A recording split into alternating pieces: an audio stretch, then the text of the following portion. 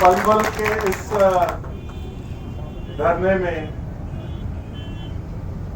सभी समूह किसान भाइयों को प्रणाम है हमारा। हम पंजाब में जब शुरुआत करते हैं तो सबसे पहले उस वाहिगुरु का नाम लेते हैं। वाहिगुरु जी का खालसा, वाहिगुरु जी की फतेह।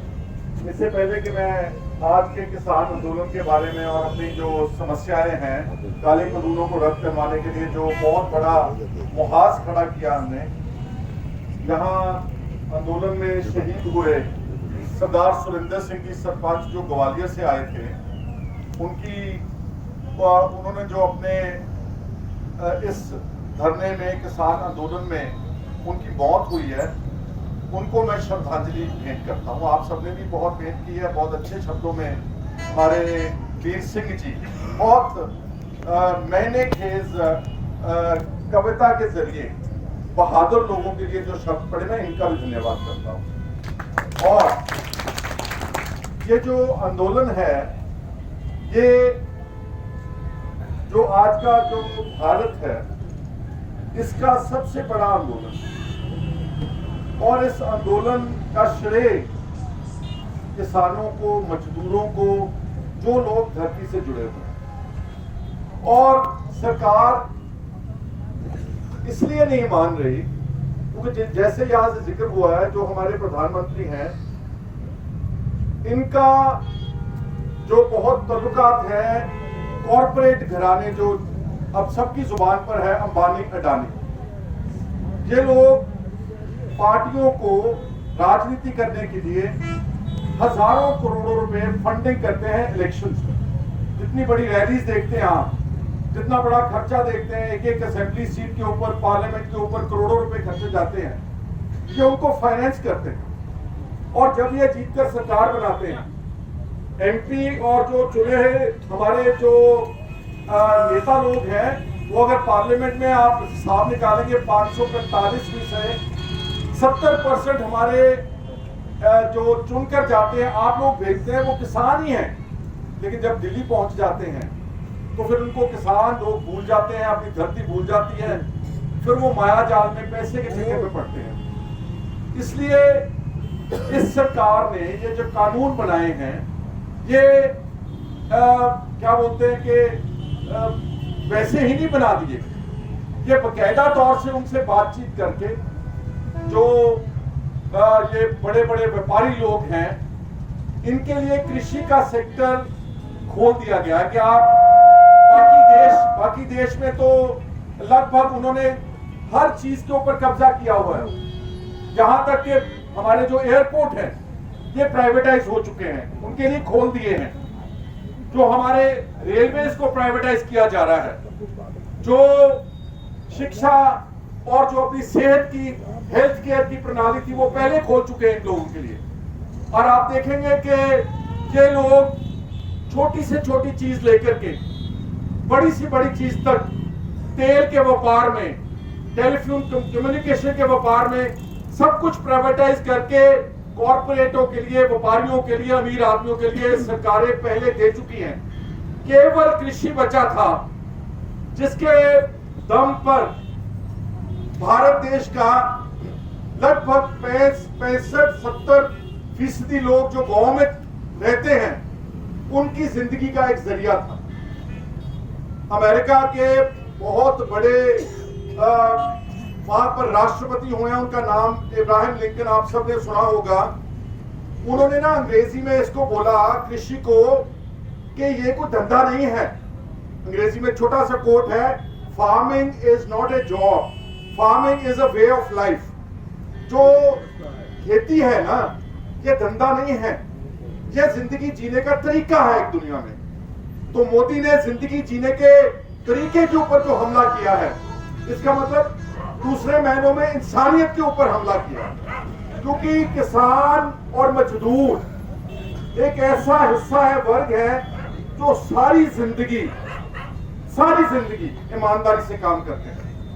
बाकी सारे लोग, चाहे कोई व्यापारी है, चाहे कोई कर्मचारी है, चाहे कोई और काम करता है, सब करप्ट हैं, सब पैसे खाते हैं, सब बेईमानी करते हैं। केवल किसान और खेत मजदूर जो है, वो सारी जिंदगी साडे पंजाबी च उहनूं कहंदे ने किरत कहंदे ने, मेहनत करके ये जे 2 हाथों की 10 उंगलियों से अपनी रोटी कमाते हैं। अगर आज भारत आपको दिखाई दे रहा है ना, ये बड़ी बड़ी सड़कें हैं, बड़े बड़े मॉल बने हैं, भारत का अगर नाम है तो वो आप लोगों के कारण है। किसी मोदी या किसी अंबानी या किसी अडानी ने भारत को नहीं बनाया।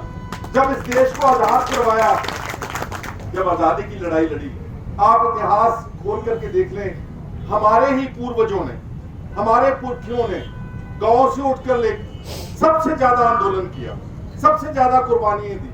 पंजाब की अगर छोटी सी बात मैं बता दूं, अगर फर्ज करो 122-23 से कितनी फांसी चढ़े लोग देश के लिए, आजादी के लिए, उसमें से 95% कुर्बानियां पंजाब के लोगों ने दी। चाहे वो शहीद भगत सिंह थे, राजगुरु थे, सुखदेव थे। तो आप लोगों ने इस देश को आजाद कराने के लिए जेलें भरी, जानें दी, सब कुछ गवा दिया।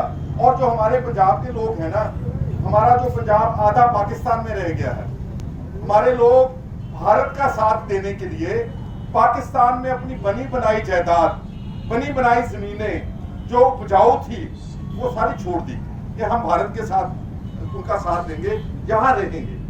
लेकिन दुख की बात है कि जिन लोगों ने इस देश को खड़ा किया, जिन लोगों ने इस देश को बनाया, अगर आज भारत महान है तो आप लोगों की वजह से है।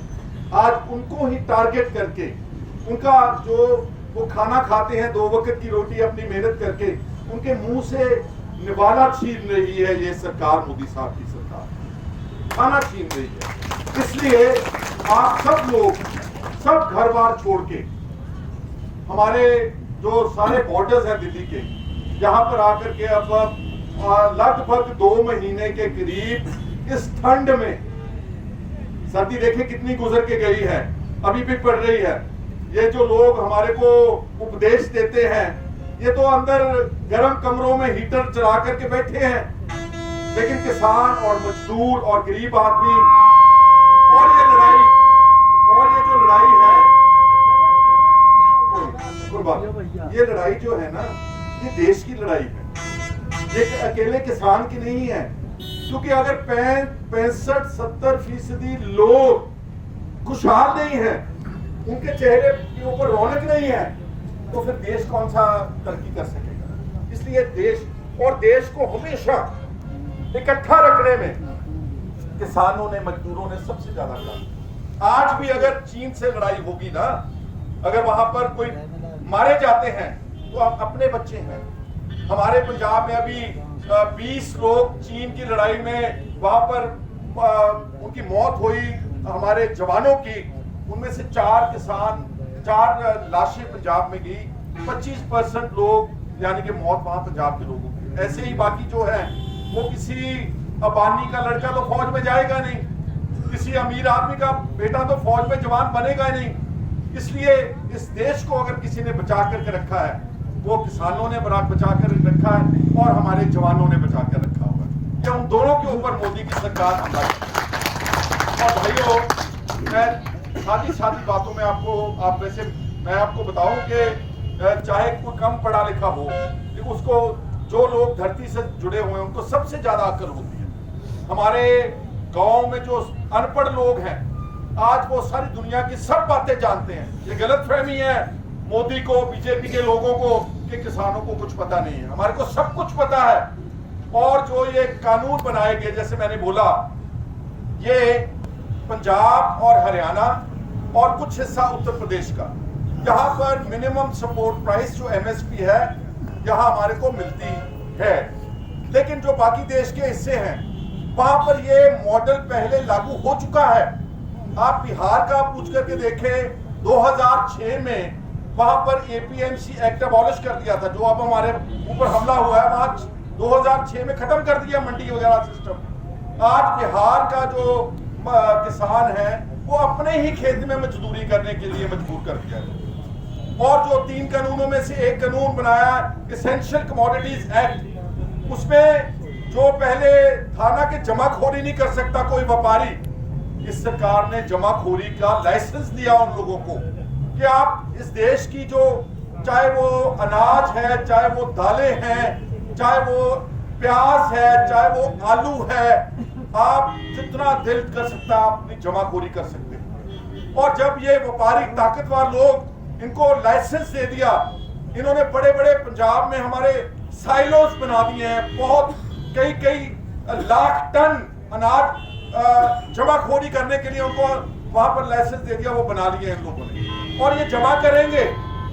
अगर प्याज की कीमत बढ़ती है, कई बार मार्केट में 100 रुपए के करीब मिलता है, किसान तो वहां पर उसको 8-10 रुपए में बेच रहा है। अगर आलू, हम तो पंजाब के लोग, कई बार हमारा आलू जो है उसकी कोई कीमत ही नहीं होती, हम ट्रॉलियों के ऊपर लेकर के शहरों की सड़कों के ऊपर गिरा देते हैं प्रोटेस्ट की, अपना रोष बताने के लिए। वही आलू मार्केट में शहरों में जाकर के 60 रुपए, 70 रुपए, 80 रुपए किलो मिल रहा है। इसलिए मोदी की सरकार ने जो काम किया है, ये जमाखोरों को, अमीरों को ये सारे सुविधाएं देने की बात की है। और अगली बात, ये जो बोलते हैं कि हम फ्री मार्केट कर रहे हैं, कि कोई भी किसान कहीं पर अपनी फसल बेच सकता है।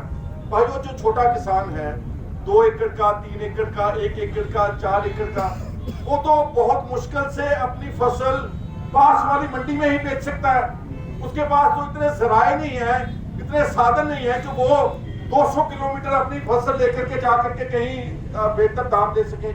ना वो फसल को अपनी रख सकता है, क्योंकि उसने अपनी बेटी की शादी करनी है, उसने माँ बाप बूढ़े का इलाज करना है, उसके तो पैसे पहले ही लगे होते हैं, उसने तो पहले ही जो हमारे आड़तिया लोग हैं उनसे पैसे उठा रखे होते हैं। इसलिए ये बोगस जो दलील दे रहे हैं बीजेपी के लोग, सरकार, ये सरासर गलत है। हम लोगों की आंखों में ये धूल डाल रहे हैं। और ये जो फ्री मार्केट का मॉडल जिसको बीजेपी प्रोपेगेट कर रही है, जिस देशों का हवाला देती है ना, अमेरिका का और यूरोप का, वहां पर ये मॉडल फेल हो चुका है। कई दहाके पहले वहां पर ये जो फ्री मार्केट का मॉडल है, ये वहां पर उसको खत्म हो चुका है, फेल हो चुका है। वहां की सरकारें अच्छी हैं, वहां की सरकारें किसानों को बहुत बड़े पैमाने के ऊपर सब्सिडी देती हैं। उनकी अमेरिका में कुछ ऐसी समय होते हैं जब वो बोलते हैं कि आप अपनी जमीन को कुछ भी ना इसमें बोएं, कुछ ना बोएं, इसको रेस्ट दें, इसको आराम दें। हमारे को फसल नहीं चाहिए, लेकिन हम आपको फसल जितना पैसा 50,000 उदाहरण के तौर के ऊपर अगर आपको बचता है, हम 50,000 आपको दें। जहां पर किसानों को अगर कोई छोटी मोटी छूट भी दे देना, जैसे पंजाब में कुछ सैकड़े रुपए हर एक का मोटर का बिल फ्री किया सरकार ने, सारा शोर मचता है, मीडिया, टेलीविजन, अखबार वाले, कि किसानों को देखो कितना सब्सिडी दे दी है, कितना पैसा दे दिया है, कितनी खैरात दे दी है। और अगर वही अमीरों को, कॉर्पोरेट, व्यापारी, इंडस्ट्रियल हाउसेस को सरकारें, आप सुनकर हैरान हो जाएगी कि मोदी साहब की सरकार ने पिछले 6 सालों में कम से कम 12 लाख करोड़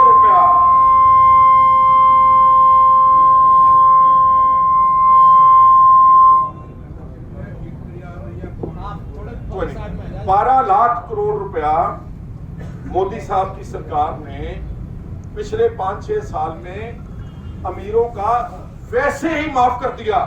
क्या बोलते हैं कि ये जो व्यापारी हैं, अमीर आदमी हैं, इन्होंने बैंकों का पैसा देना है और ये इनके कारोबार क्योंकि घाटे में चले गए, इसलिए उसको बोलते हैं एनपीए अकाउंट हो गया है, नॉन प्रोडक्टिव एसेट्स। अगर हम ये पैसा माफ नहीं करेंगे, बहाना बना दिया कि हमारे बैंक डूब जाएंगे। बैंकों को बचाने के नाम के ऊपर इन लोगों को, एक एक घराने को, एक एक घर को, बड़े व्यापारियों को 25-25 हजार करोड़ रुपया माफ हुआ है। ऑन रिकॉर्ड है पार्लियामेंट में, आरटीआई में लोगों ने इंफॉर्मेशन देकर के सारे देश को बता दिया। इन लोगों को एक साल पुरानी बात बोल रही, इन लोगों को 12 लाख करोड़ रुपया माफ हो सकता है, लेकिन किसान को जिसका कर्जा एक घर का किसी का लाख है, किसी का 50,000 है, किसी गरीब मजदूर का 25,000 है, उसका कभी कर्जा माफ नहीं करेंगे, कभी माफ नहीं करेंगे। और किसान, खेत मजदूर सारे देश में आत्महत्या कर रहा है। वो आत्महत्या करता है कोई? जब किसी के घर में बिल्कुल बेबस हो जाता है, उसकी जिंदगी में मुकम्मल अंधेरा हो जाता है, तो फिर वो ये कदम उठाता है। लेकिन मोदी की सरकार को या केंद्र की सरकारें जो पहले भी बनी हैं, किसी को कभी किसान या मजदूर के ऊपर ये इतना भी रहम नहीं आया कि ये लोग अपनी जान गंवा रहे हैं। और तमिलनाडु के किसान भैया, मैं जब पंजाब का विपक्ष का नेता था, अभी था 2019 में ही, मैं एक बार दिल्ली गया, जंतर मंतर जहां आप धरने पे बैठते हैं आप लोग, वहां पर तमिलनाडु के लोग ना, किसान नंगे बैठे थे, मतलब कि उनके वो गर्मी में थे और उन्होंने अपने कपड़े उतार करके अपने बुजुर्गों की या उन लोगों जिन्होंने आत्महत्या की थी उनकी खोपड़ियां रख करके यहाँ पर प्रोटेस्ट कर रहे थे जंतर मंतर। कम से कम 200 के करीब लोग थे, औरतें भी थी उनमें। मोदी वहां से रोज 1.5-2 किलोमीटर से उनकी गाड़ियां गुजरती हैं। किसी सरकार ने इतना भी नहीं सोचा कि हम कम से कम इनसे जाकर के बात ही पूछ लें कि आपको क्या प्रॉब्लम है। मैंने जब उनसे जाकर के मिला तो उन्होंने बोला कि हमारे तमिलनाडु के कुछ ब्लॉक्स में, बहुत बड़ी स्टेट है, कुछ ब्लॉक्स में हमारे सूखा आया, सूखे के कारण हमारी आमदन खत्म हो गई और हमारे जो काफी लोगों ने हमारे परिवारों में आत्महत्या की है। उनकी खोपड़ियां लेकर के, उनके स्केलेटन जो अंक थे उनको लगा वहां दिल्ली में बैठ करके रख रहे थे। लेकिन दिल्ली की ना सरकार ना मोदी का टेलीविजन मीडिया जो छोटी छोटी खबरें दिखाता है जिसमें उनका फायदा होता है, इसको टीआरपी रेटिंग कहते हैं, उनको तो बड़ा उछाल करके दिखाते हैं। लेकिन वो गरीब लोग बैठे थे, मैंने उनको जाकर के मिला और उनसे पूछा आपको कुछ चाहिए? कहते नहीं कुछ चाहिए। कहते हमारे पास जो सबसे बड़ी जरूरत, हम तमिलनाडु से कहा आकर वहां बैठे हैं ना, वो अगर हमारे पास लंगर ना होता तो हम बैठ नहीं सकते। सामने गुरुद्वारा बंगला साहब है, वहां से हमारे को रोज खाने को आता है और हम यहाँ पर हैं। और इसी बात में मैं धन्यवाद पंजाब के और यहाँ यूपी के, हरियाणा के अच्छी संप्रदाय लोग, जो अच्छे लोग हैं, साधु संत, जैसे यहाँ पर हमारे सेवा सिंह है, खडूर साहब है, बहुत बड़ा एक हमारा ऐतिहासिक इलाका है, बहुत खून हमारे गुरु साहिबानों का उस मुगल आंदोलन, मुगलों के खिलाफ गिरा हुआ है वहां धरती के ऊपर, वहां से आकर के कहा यहाँ पलवल में लंगर लगा रहे हैं, नानकसर गुरुद्वारा साहब के। सारे धर्मों में क्योंकि लंगर सबको जोड़ता है। अगर हमारा पेट भूखा है तो हम बैठेंगे कैसे? इसलिए उनको भी मैं सल्यूट और सलाम करता हूँ। छोटी सी बात अब कहकर तो लंबा हो रहा है और लोगों ने भी बोलना है। एक आर्थिक छोटा सा मैं आपको क्या बोलते हैं उसको, मैं उदाहरण देकर के समझाना चाहता हूं। जो लोग पुराने बैठे, इस इकट्ठ में जरूर कुछ लोग पुराने बैठे होंगे। भाइयों, आज से ना 45-50 साल पहले जो मैं महंगाई की बात करने लगा हूं, महंगाई दर के साथ कैसे जुड़नी चाहिए फसल की कीमत, उसका छोटा सा उदाहरण देकर के अपनी बात समाप्त कर दूंगा। आज से 45 साल पहले जो हमारा सोना है, क्योंकि सोने के साथ इकोनॉमी चलती है, सोने का एक जो तोला बोलते हैं उसमें वहां उस वक्त 250 रुपए एक तोला था सोने। और गेहूं की फसल का कीमत तकरीबन 75 रुपए क्विंटल था, सॉरी थोड़ा सा ज्यादा, 2 क्विंटल कनक बेच के, गेहूं बेच के 1 तोला सोना आता था। 2 क्विंटल गेहूं बेच के 1 तोला सोना आ जाता था। 45 साल के बाद जब महंगाई ऐसे गई ऊपर को, जिसमें हर वर्ग के लोगों को सरकारों ने फायदा दिया, उनकी कर्मचारियों की तनख्वाह बढ़ाई, व्यापारियों को जो है जितना भी सहूलतें वो दी, केवल किसान और मजदूर है जिसके साथ ज्यादती हुई। आज 45 साल के बाद सोने का 1 तोले का कीमत हो चुकी है 50,000 रुपया। और अगर आप एमएसपी पूरी भी मिले, 2,000 रुपया क्विंटल मिले गेहूं की, तब भी 25 क्विंटल गेहूं बिकेगी, 1 तोला सोना आएगा। यहां से आज समझ लें कि ये जो किसान आंदोलन कर रहे हैं, जो भारतीय किसान यूनियन जिसने प्राइस इंडेक्स की बात की, वो क्यों की थी? और स्वामीनाथन कमेटी की रिपोर्ट जो 16 साल से आप ही सरकार ने बनाई, हमने नहीं बनाई, 16 साल से जो स्वामीनाथन कमेटी की रिपोर्ट दिल्ली के दफ्तरों में धूल चाट रही है, उसमें यही लिखा है कि किसान अगर काम करेगा उसको खुद की मेहनत, उसके परिवार की लेबर, उसके बच्चों का शिक्षा का अलाउंस, उसके परिवार की हेल्थ इंश्योरेंस, उसको महंगाई के दर के साथ जो कीमतें बढ़ रही हैं डीजल आदि की खादों की, उसकी कीमत जोड़ करके अगर आज गेहूं का स्वामीनाथन का जो असल फॉर्मूला है उसके हिसाब से रेट मिले 7,000 रुपए क्विंटल गेहूं का रेट होना चाहिए मेरे लिए। 7,000 रुपए करना ही करेगा, हम खुशहाल होंगे। अगर खुशहाल होंगे तो देश खुशहाल होगा, अगर देश खुशहाल होगा देश मजबूत होगा। 65-70% लोगों में अराजकता फैलाकर आप कभी भी देश को मजबूत नहीं कर सकते, आप देश को तोड़ने का काम कर रहे हैं। इसलिए मेरे सत्कार्यों, भाइयों, बुजुर्गों, जो मैंने बातें की है ना, ये आप सबको पता है, ऐसी बात नहीं कि नहीं पता है, सबको अकेली चीज पता है। कर्मचारियों के कितने पे कमीशन बैठे हैं, सरकार बनाती है कि महंगाई बढ़ रही है। आपको मालूम है कि कर्मचारी जो सेंट्रल गवर्नमेंट के कर्मचारी हैं, उनकी पिछले आजाद भारत में 250 गुना तनख्वाहें बढ़ी हैं, 250 गुना। सिर्फ किसान है जिसकी आमदन सिर्फ 19 गुना बढ़ी, सिर्फ 19 गुना। एक तरफ 250 गुना हम कर्मचारियों के खिलाफ नहीं, उनके बच्चे हैं, लेकिन जब उनको हाउस रेंट मिलता है, उनको शिक्षा का अलाउंस मिलता है, उनको सेहत के इलाज के लिए इंश्योरेंस मिलती है, तो जो किसान वो भी देश का काम करता है। और जब अनाज नहीं था तो पंजाब में हरी क्रांति इंट्रोड्यूस हुई 60 के दशक में। एक बीज आया स्पेशल बाहर से, विदेशों से, जिसने गेहूं की कई मात्रा, कई गुना उसकी पैदावार बढ़ा, लेकिन उसका हमको कीमत अदा करनी पड़ी कि हमारी जो धरती है उसमें कीटनाशक, उसमें खाद, उसमें स्प्रे, उसमें दवाई, हमने अपनी जमीन जहरीली कर दी है। और जमीन के जरिए नीचे जमीन का पीने वाला पानी पंजाब में जहरीला हो गया। सबसे ज्यादा कैंसर, हमारे वहां से ट्रेन जाती बठिंडा से बीकानेर को, उसको कैंसर ट्रेन बोलते हैं, लेकिन किसी को तरस ही नहीं आ रहा कि ये लोग कुछ कर रहे हैं, देश के लिए कर रहे हैं, देश को खड़ा करने के लिए कर रहे हैं। किसी को एक बार भी ये ख्याल नहीं आया कि हम किसानों का भी कर्जा माफ करें। जितना 12 लाख करोड़ रुपए मेरे भाई ने बताया, अगर मोदी चाहे सरकार, आपको पता है कितनी आमदन आ रही है, जो तेल की कीमत सारी दुनिया में, एक बार तेल बिल्कुल जीरो इंटरनेशनल मार्केट में, कच्चा तेल सिफर हो गया, $0, लेकिन यहाँ पर 80 रुपए, 90 रुपए, यहाँ पर कीमतें पेट्रोल डीजल की बढ़ती चलेगी। बाकी सारे देशों में जब इंटरनेशनल मार्केट में तेल की कीमत कम होती है, कच्चे तेल की, उसकी कीमत को गिराते हैं, फायदा लोगों को देते हैं, लेकिन ये सरकार अपने पास जमाखोरी कर रही है पैसे। और अगर ये चाहे एक झटके से इस देश के किसान का कर्जा मुकम्मल माफ कर सकते हैं, पर करेंगे नहीं, क्योंकि वो हमको गुलाम रखना चाहते हैं।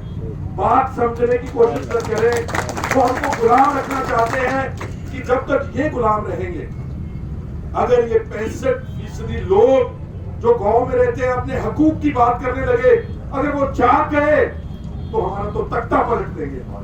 लेकिन मैं मोदी साहब को कहना चाहता हूं कि अब हम जाग चुके हैं, अब तख्ता पलटेगा।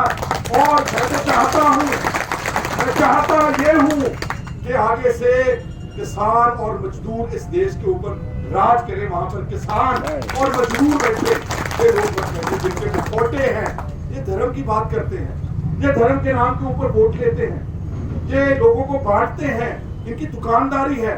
ये दुकानदारी बंद करके, और जो असल मालिक है इस देश का, जो धरती से जुड़ा हुआ है, किसान है, उसके साथ उसको मौका देना चाहिए। यही मेरे जो विचार थे। मैं आप सबका एक बार फिर बहुत शुक्रिया अदा करता हूं।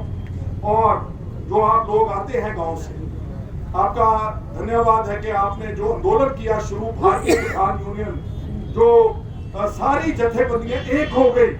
सरकार को मानना पड़ेगा भाइयों, वो दिन दूर नहीं है, मेरी बात सुन लेना। आप मान रही है, उसको शर्म आ रही है कि अब हमारी नाक कट रही है, अब उसकी नाक की बात है, आपको मानते हैं वो। हम लड़ते रहेंगे। 26 तारीख को जो ट्रैक्टर परेड है, हमारे किसान ऑर्गेनाइजेशन की लीडरशिप बिल्कुल शांतमय रखने की कॉल देगी। किसी पर धावा नहीं बोलना है, किसी को मारना नहीं है, किसी का नुकसान नहीं करना, क्योंकि ये आंदोलन सरकार तो बहुत कोशिश कर रखी है कि ये सिखों का आंदोलन है, ये खालिस्तानी है, ये चीन के फंड आते हैं, ये पाकिस्तान के फंड आते हैं, सारा कुछ करके देख लिया, लेकिन क्योंकि किसान और मजदूर एक मुठ हो गया, इनकी एकता बहुत बहुत जरूरी है। 26 को जो कॉल आएगी उस कॉल को आगे ले जाने के लिए आपके पास जितने भी साधन हैं, ट्रैक्टर हैं, एक एक ट्रैक्टर के ऊपर 2-2, 3-3 लोग बैठ करके जो प्रोग्राम दिया जाएगा बॉर्डरों के ऊपर ट्रैक्टर मार्च हम जरूर करेंगे। एक वो फर्जी रिपब्लिक डे मनाएंगे, एक किसान और मजदूर इस देश का जो असल रिपब्लिक डे है 26 को, वो हम लोग जरूर बहुत बहुत आपका शुक्रिया। एक दो नारे लगाते हैं थोड़ा जज्बे के साथ।